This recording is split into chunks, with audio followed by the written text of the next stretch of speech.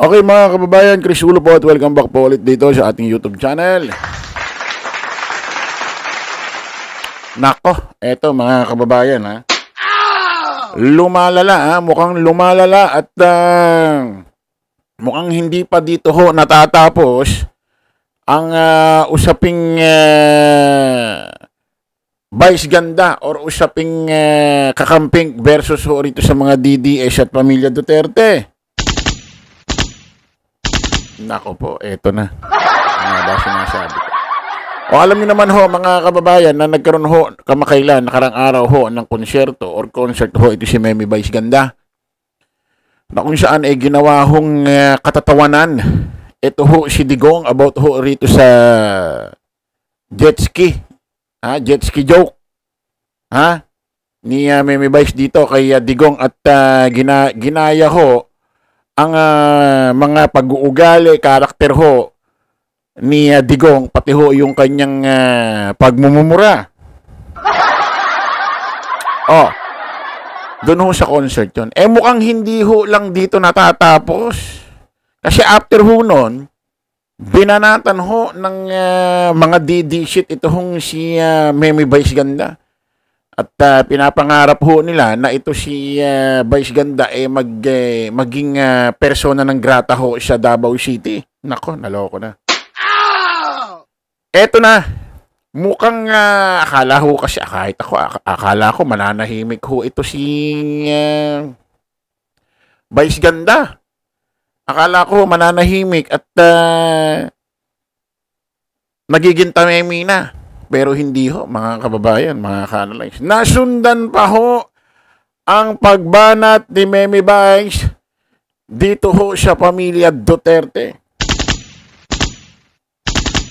Kung nakaraang araw ho, mga kababayan, mga ka-analyze, binanatan ho, ginawang katatawanan ito hong pinuno ng mga DD shit, si Digong. About ho sa jet ski joke, sa pagmumura, ginayong karakter ni Digong.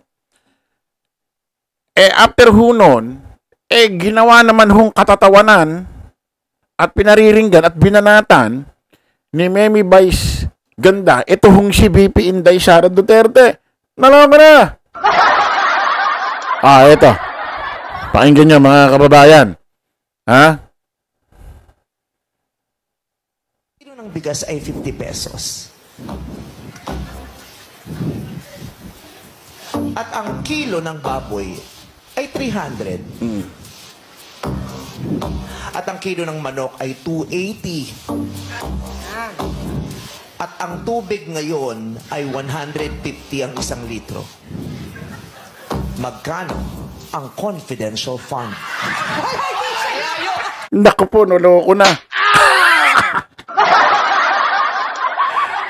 Para bang sinasabi ni Memi Vice na sige, mataas ang mga bilihin, mataas ang ganito, mataas ang ganyan. Nasaan ang confidential fund? Ha? Kasi mga kababayan, mga kanalis, alam niyo naman ito mga palusot ng mga DD shit. Pati ito si VP Inday Sara Duterte.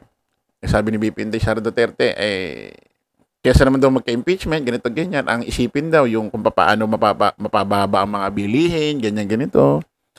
Mas isipin, pag-usapan daw ang problema ng taong bayan. Yun lang lagi ang ginagawang pang-cover. Ginagawang resibo dahilan para itong impeachment trial at usapin ho dito sa confidential fund, mapagtakpan, makover nitong mga matataas ang bilihin. Para mang sinasabi rito ni Memi Vice, sige, mataas ang mga bilihin, ganito, ganyan. Asa ng confidential fund? Ha? Dito natin mga kababayan. Ganda ng pasok Kilo ng bigas ay 50 pesos. At ang kilo ng baboy ay 300. At ang kilo ng manok ay 280. At ang tubig ngayon ay 150 ang 1 litro. Magkano ang confidential fund? Malayo sa'yo!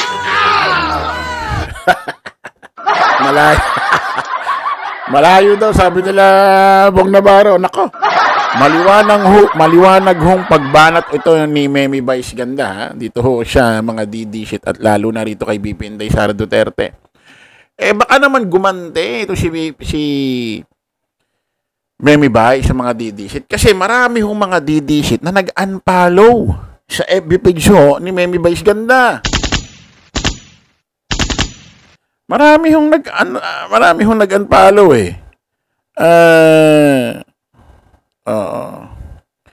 marami hong nag-unfollow ho sa kanyang FB page. Kasi una, nag-post ho to si Vice Ganda sa kanyang FB. Ito may post siya may post siya na... Saan naman paniniwala? Bago ho mangyari ang kanyang konserto, ang kanyang concert, may post siya. Ayan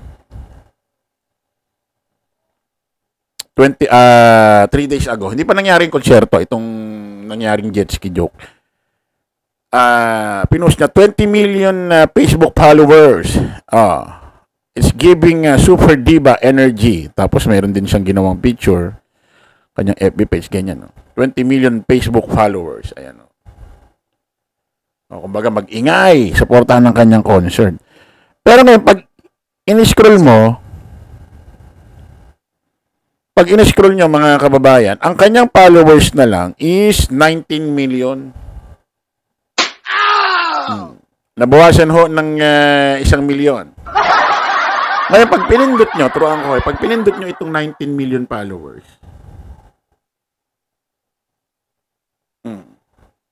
ayan ito ho, ayan ang nandito na lang 19,809,980.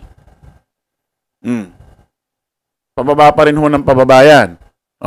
Pagka tandaan niyo sinabi ko, 19,809,980. Ibabak ko tapos babalik ko.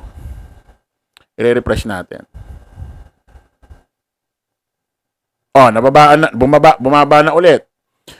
Kung kanina 19,809,990, tama ba? Ngayon ganito na ho, 19,809,964. 64 yung dulo. Ibabak ho ulit natin. Tingnan natin kung mababawasan ulit. Re-refresh natin. Re-refresh natin. Pindutin ulit natin yung kanyang followers ko. Ilan na lang. 64 yung dulo kanina. Ngayon, ang dulo ngayon, 53. Pero mararamdaman natin dito, mga kababayan, na medyo paunti-unti na yung bawas. Hindi katulad ng nakaraang bumulusok bababa talaga, nabawasan ho ng 1 milyon. Konti na lang pala din talaga mga didishit, Kasi kung talagang milyon-milyon na mga didishit, hindi lang bubulugso ng 1 milyon pababa ito. Mababawasan to ng 5 milyon, 10 milyon, pero hindi. Although ngayon bumabawas pa unti-unti, pero konting-konti na lang. Katulad ng 53 yung dulo. 19,809,953. 953, 53 yung dulo. Babak natin. Tapos refresh natin kung ilan mababawas. 953 yung dulo. Pindutin ulit natin. 927 na yung dulo. Naging 27. So, may mga nag-unfollow pa rin ho sa kanyang FB account. Maliwanag. At nagsalita na ho, mga kababayan, ito hong si BP Inday Sara Duterte, na kung saan na wala raw siyang panahon dito sa joke-joke na ito. Pakinggan natin, mga kababayan. Okay, again, wala ko kabasa sa joke or nakakita sa joke kung asa siya. But kung unsa man ang desisyon sa City Council of... Ang problema kasi rito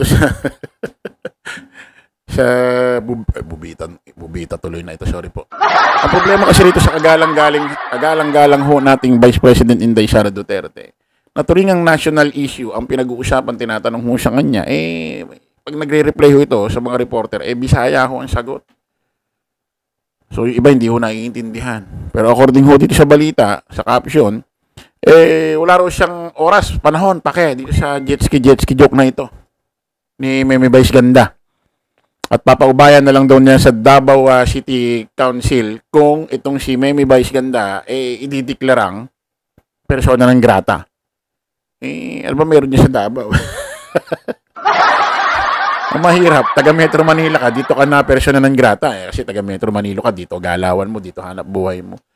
Pero kung dyan sa Davao, ano ba gagawin ng taga Maynila?